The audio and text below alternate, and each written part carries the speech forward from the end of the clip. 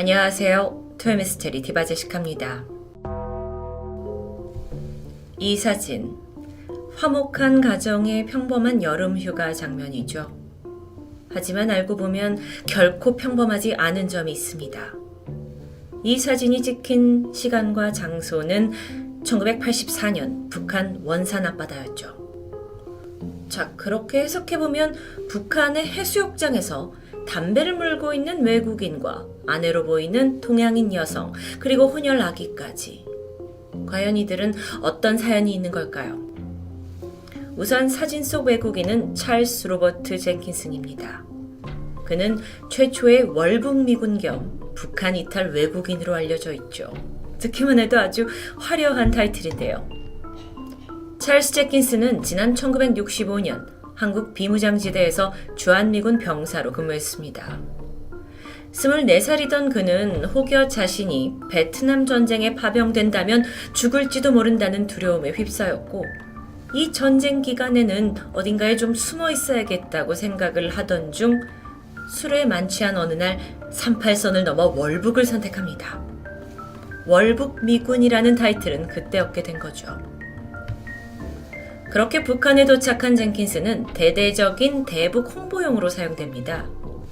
아니, 미국을 버리고 북한을 스스로 선택한 사람이다라는 영웅 타이틀을 거머쥐게 된 거죠.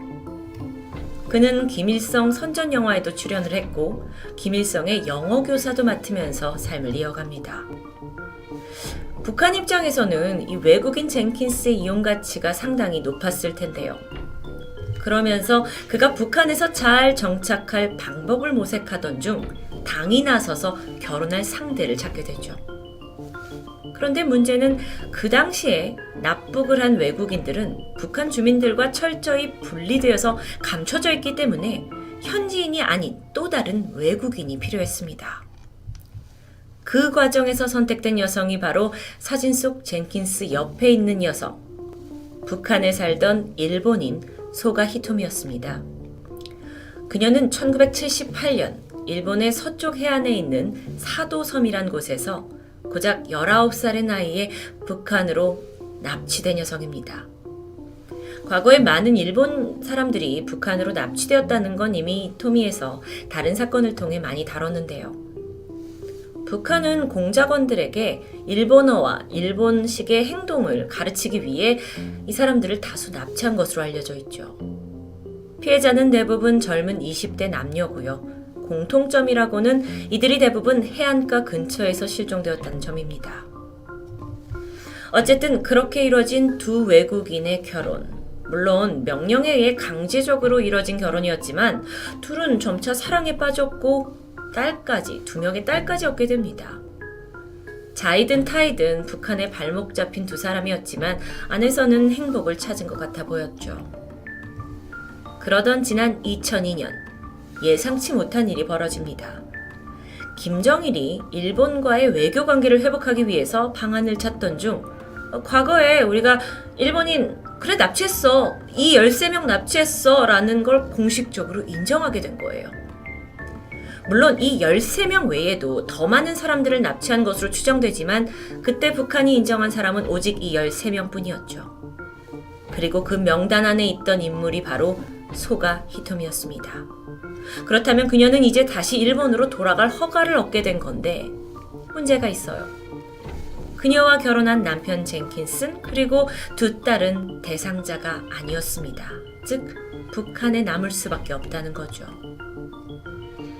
가족은 희망의 끈을 놓지 않았습니다. 그로부터 2년 후인 2004년 젠킨스와 두 딸은 북한과 일본의 첨예한 이해관계 속에서 마침내 일본 정부의 도움으로 무사히 북한을 빠져나왔고 일본에서 히토미와 재회합니다. 바로 이때 월북 미군 플러스 북한 이탈 외국인이라는 타이틀을 얻게 된 거죠. 젠킨스는 일본 도착 직후에 주일 미군 사령부에 자진 출두했는데요. 이 사람은 미국 역사상 최장기간 탈영병이라는 이런 타이틀이 또 주어졌고요. 군사재판을 받게 돼요. 중형이 내려질 거라고 예상했지만 인도적 차원에서 불명예 제대 판결에 그쳤죠. 이후 그는 일본에 있는 작은 섬에서 가족과 정착을 했고 기념품 가게 판매자로 소박하게 살아갔다고 합니다. 아주 평범한 삶이었지만 북한에서는 제대로 누리지 못했던 자유를 얻었기 때문에 그는 현재 아주 만족한다고 말했는데요. 한편 찰스 젠킨스가 평양을 떠날 때 그는 거의 지난 40년 동안 가지고 있던 소지품들을 모두 압수당했습니다. 가지고 나갈 수가 없는 거예요. 근데 이때 북한 관료는 특히 젠킨스와 그의 가족이 아닌 다른 사람이 포함된 사진을 모두 다 가져갔죠. 철저하게요. 그런데 사진 한 장을 놓쳤습니다. 그게 바로 바닷가에서 찍은 이 사진이었죠. 그런데 예상치 못한 반전은 지금부터입니다. 이 사진이 공개된 후 또 다른 충격적인 사실이 드러나는데 젠킨슨 가족들 뒤로 보이는 젊은 여성의 얼굴. 짧은 머리에 평범한 북한 여성으로 보이는 그녀는 사실 40년 전 마카오에서 실종된 태국민 아노차 판초이였던 겁니다. 1955년 태국에서 태어난 아노차는 고등학교를 졸업한 후에 방콕으로 거주지를 옮겼어요. 그리고 마사지사로 일하면서 매달 자신의 수입을 가족에게 송금했죠. 그 돈은 약 10명의 가족을 부양해야 하는 유일한 수입원이었다고 합니다. 평소에 고향에 돌아갈 때마다 양손 가득 선물을 챙길 정도로 애틋한 사람이었다고 하는데 그러던 1978년 5월 아노차는 더 좋은 일자리를 찾아 마카오로 떠나게 됩니다. 그곳에서 자신을 일본인이라고 소개하는 한 남자를 알게 되죠. 그리고 마카오 여행 가이드를 부탁받게 돼요. 때는 1978년 5월 21일. 예정된 그 가이드 일정이 잡혀있던 날이었는데 아노차는 자신의 아파트를 떠나면서 친구에게는 근처 뷰티살롱에 가겠다는 말을 남겼습니다. 그리고 이후에 약속 장소인 해변에 도착한 그녀는 2명의 남성에게 붙잡혔고 강제로 보트에 태워졌습니다. 목적지는 예상대로 북한. 그러니까 이건 공작원에 의한 계획적인 납치였던 겁니다. 아노차는 공작원들이 보트에서 그녀의 옷을 세탁했다라는 것까지 생생하게 기억하고 있다는데요. 이후 북한에 도착한 그녀는 또 다른 미군 탈영병인 레리 알렌 앱쇼와 정략 결혼을 하게 됩니다. 젠킨슨과 히토미 부부 같은 케이스겠죠. 이후에 두 부부는 서로의 공통점들을 이해하면서 평양에서 가깝게 교류하며 지내게 되는데 1983년 당시 40살이었던 남편 레리에게 심장마비가 왔고 아노차는 젠킨슨에게 달려가서 도움을 요청할 정도로 가까운 사이였는데 이들이 집에 와보니 이미 레리는 사망한 후였죠. 이후 혼자 남은 아노차는 6년 후인 1989년 북한 관료들에 의해서 또 다른 독일 출신의 외국인 사업가와 결혼을 하게 됩니다. 그리고 여기까지가 젠킨스가 마지막으로 들은 아노차의 소식이었죠. 한편 태국에 있는 그녀의 가족들, 실종된 딸을 찾기 위해 백방으로 노력했지만 아무런 단서도 찾지 못했습니다. 게다가 태국이 아닌 마카오에서 사라졌으니까요. 그렇게 어느 정도 포기하고 살던 중 2005년 10월 일본에 넘어갔던 젠킨슨의 증언으로 이 아노차의 존재가 세상에 밝혀진 겁니다. 그녀의 가족들은 이 문제를 공론화하고 태국 정부 관계자들을 통해서 그녀를 빨리 다시 북한에서 태국으로 데려와야 한다라고 다방면으로 노력하게 되는데요. 실제 히토미가 일본으로 무사히 돌아왔기 때문에 그들도 희망을 놓진 않았죠. 하지만 그 과정은 녹록지 않았습니다. 북한이 아노차의 행방에 대해서 아무런 응답도 내놓지 않기 때문입니다. 이쯤 되니까 북한이 그동안 얼마나 많은 외국인들을 납치했는지 궁금해지는데 암암리에 알려진 바로는 일본 외에도 루마니아, 레바논, 전 세계 14개 국가에서 수십 명의 외국인들이 북으로 납치됐다고 합니다. 물론 그 중에는 한국인과 용모가 가장 비슷한 일본인이 많았죠.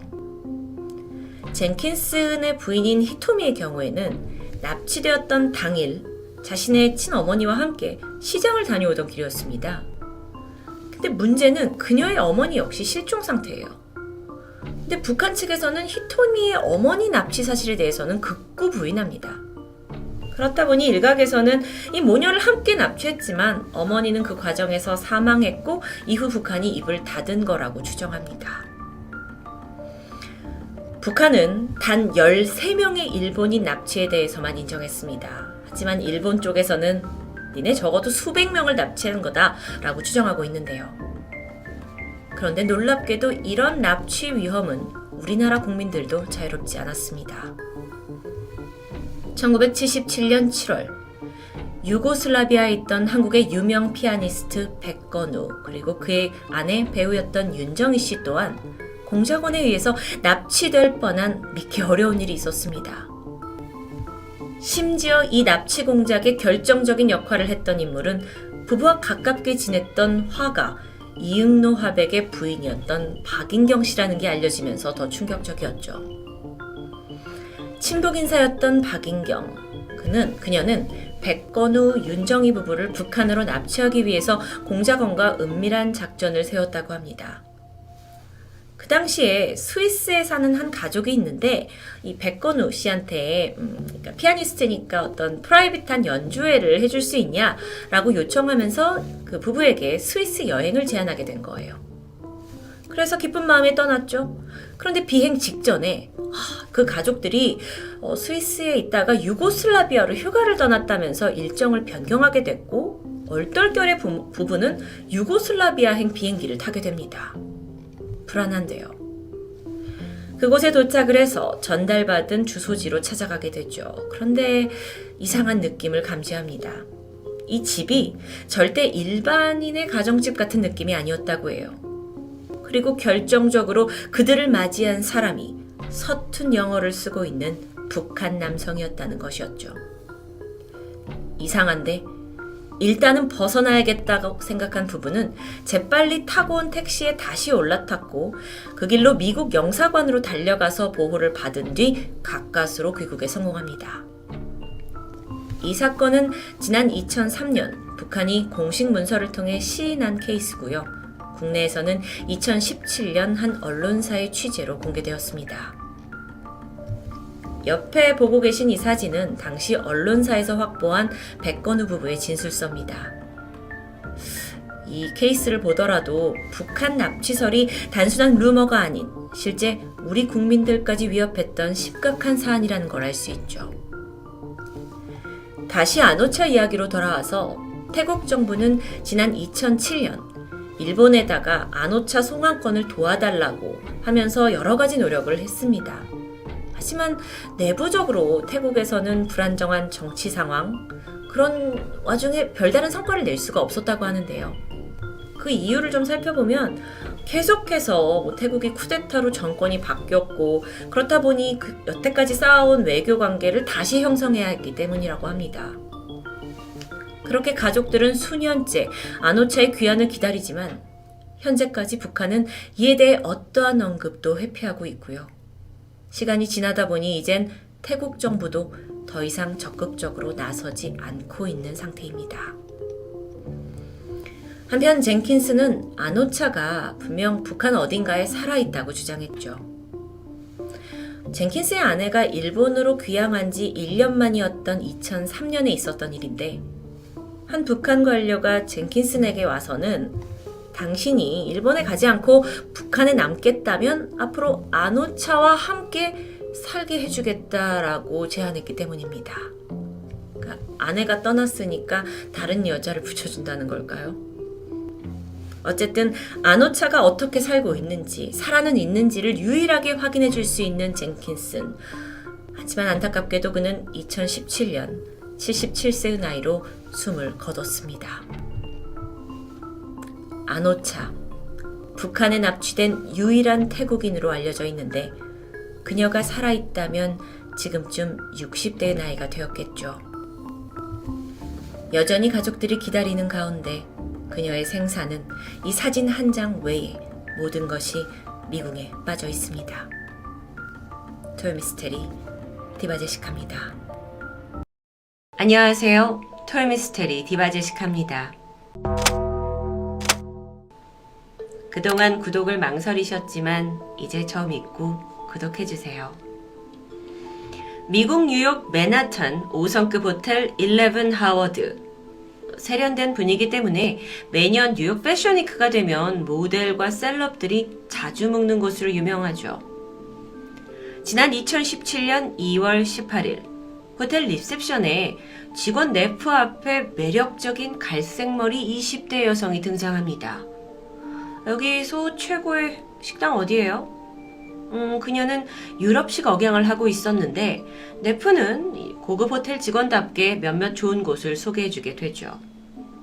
그러자 이 20대 젊은 여성이 거침없이 지갑에서 $100짜리를 꺼내 팁으로 건넸는데요. $100면 12만 원. 이게 식당을 추천해주고 받기에는 다소 과한 팁입니다. 워낙 뉴욕에는 엄청난 부자가 많기 때문에 네프는 감사히 받았고 마지막으로 고객의 이름을 묻습니다. 안나 델비. 그녀는 이 호텔에 무려 한 달간 머물고 있는 VIP 손님이었습니다. 이런 고급 호텔에 장기 투숙을 하려면 숙박비만 한 달에 1,000만 원은 훌쩍 넘을 것 같은데요. 이후로도 안나는 종종 네프를 찾아와서 인근의 다른 맛집이나 갤러리가 있는지 추천을 받았고요. 그때마다 $100씩 주는 것도 잊지 않았죠. 둘은 조금씩 친해졌고 그렇게 네프가 안나에 대해 알게 된 건 나이는 25살, 독일에서 왔고 아버지는 태양광 사업을 운영하는 재력가라는 겁니다. 안나 또한 뉴욕에서 사업을 준비하고 있었는데 뉴욕 최대의 번화가인 파크 애비뉴에 복합 예술 공간을 설립하는 프로젝트였습니다. 참고로 파크 애비뉴는 전 세계 초고가 주택 명단에서 4위를 할 정도로 땅값이 어마어마한 곳이에요. 이곳에 있는 아파트 평균 가격이 100억 원을 웃돈다고 하는데요. 안나 델비, 엄청난 재력을 가진 20대 상속녀. 뉴욕 사교계에서는 이미 정평이 났습니다. 유명 인사들이 모이는 파티에 빠지지 않고 나타났고 동시에 값비싼 옷과 명품 가방을 걸치고는 이목을 사로잡았죠. 한편 이렇게 부자인데도 불구하고 친구랑 네일샵에 가든 마사지샵에 가든 친구한테 $1도 쓰지 않게 하는 의리파로도 유명해졌습니다. 좀 성격이 까탈스럽고 종종 사람들을 깔보는 것 같다라는 평이 있긴 했지만 대부분의 사람들은 그녀에게, 이 상속녀에게 우호적이었습니다. 뉴욕의 CEO, 패션계 종사자, 예술가, 운동선수, 연예인들까지 각종 사람들이 막 안나와 친해지고 싶어 했고요. 2017년 안나 델비는 뉴욕 사교계 최고의 인플루언서로 등극하게 됩니다.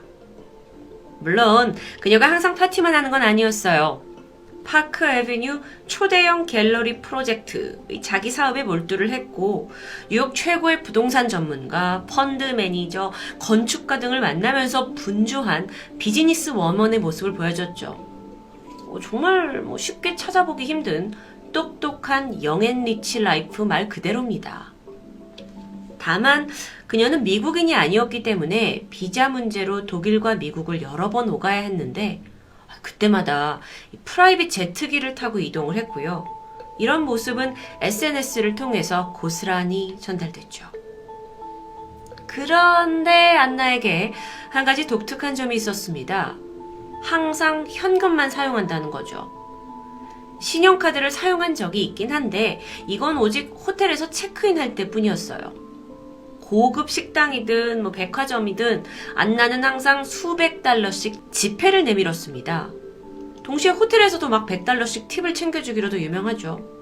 그래서 직원들 사이에서는 서로 안나를 응대하겠다고 다툼이 있었을 정도죠. 또 한 번은 트레이너를 고용한 적이 있는데요. 개인 PT를 받으려고요. 500만 원 정도 되는 강습료를 일시불 현금으로 지급했죠. 사람들은 이런 안나의 모습을 보고 정말 저세상 재력에 모두 감탄했습니다. 그러던 어느 날 그녀가 친구 마이클과 함께 이태리에 방문하게 됩니다.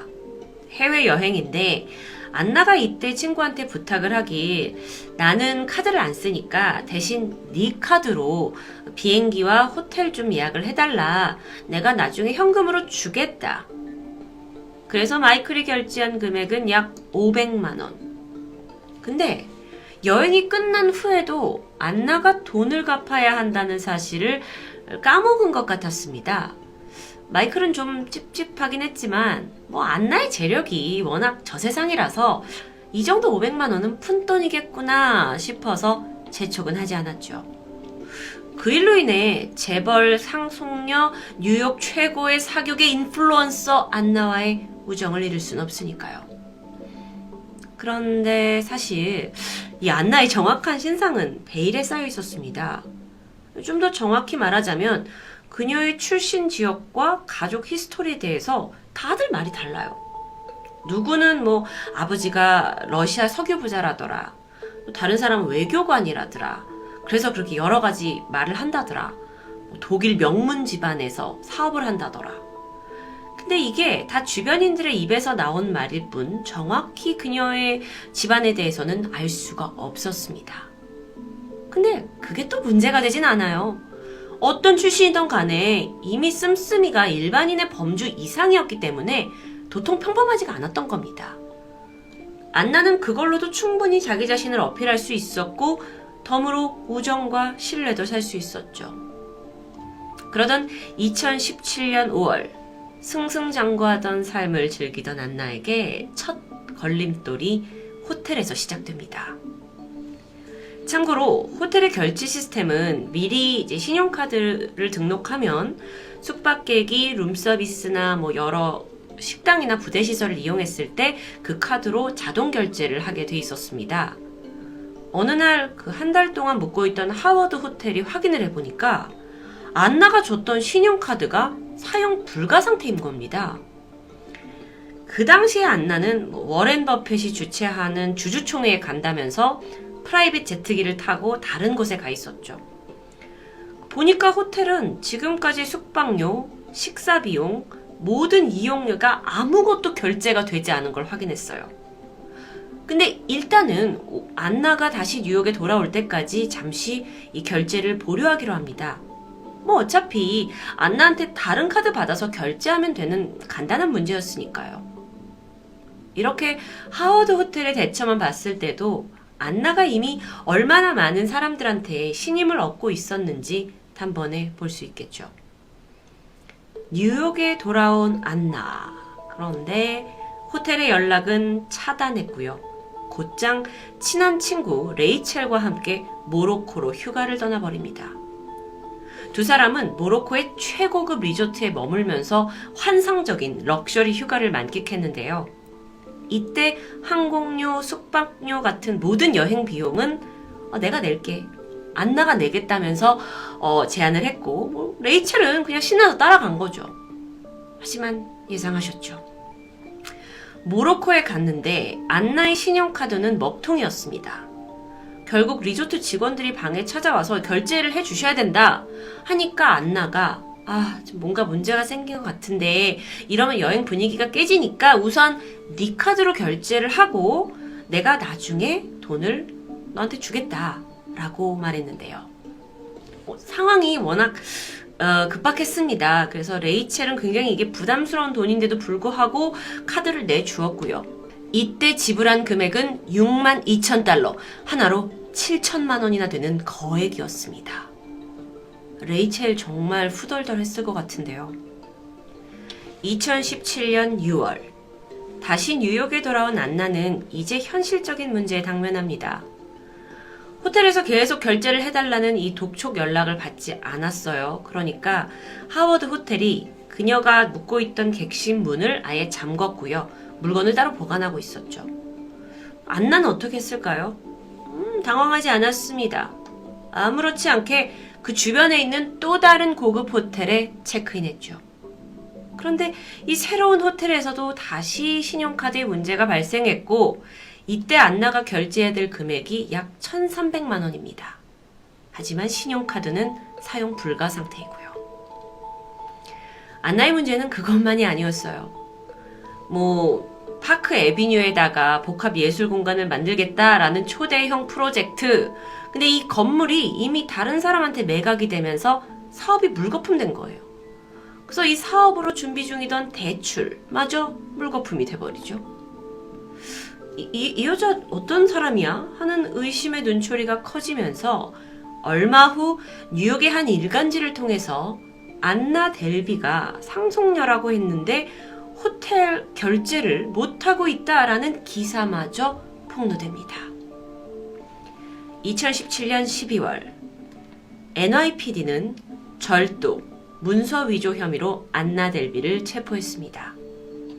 경찰 조사에 따르면 그녀가 머물렀던 이 두 군데의 호텔 비용, 그리고 친구 레이첼과의 모로코 여행 비용, 이것도 아직 안 돌려줬고요.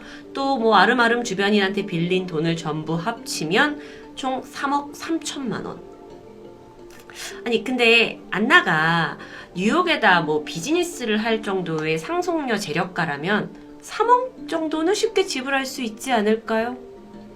이제부터 진짜 안나의 실체가 밝혀집니다. 뉴욕 사교계 최고의 인플루언서이자 상속녀로 알려진 안나 델비가 아니라 본명은 안나 소로킨. 1991년 러시아 태생으로 아버지는 독일 시골 지역에서 작은 냉난방 사업을 하는 사람이었습니다. 근데 이게 말이 사업이지 냉장고 같은 걸 운송해주는 트럭 운전사로 보기도 하죠. 재벌과는 완전 거리가 멀었던 집안입니다. 2011년에 고등학교를 졸업하고 런던에 있는 예술대학을 다녔다고 해요. 그러다 중퇴하고 독일의 한 패션 회사 인턴으로 근무하게 되죠. 아마 여기서 이 화려한 사교계 생활을 동경하게 된 게 아닌가 싶은데, 이후 2013년부터는 뭐 각종 패션위크 이벤트에 기업 파티에 자신의 존재감을 비치면서 서서히 안나를 알리게 됩니다.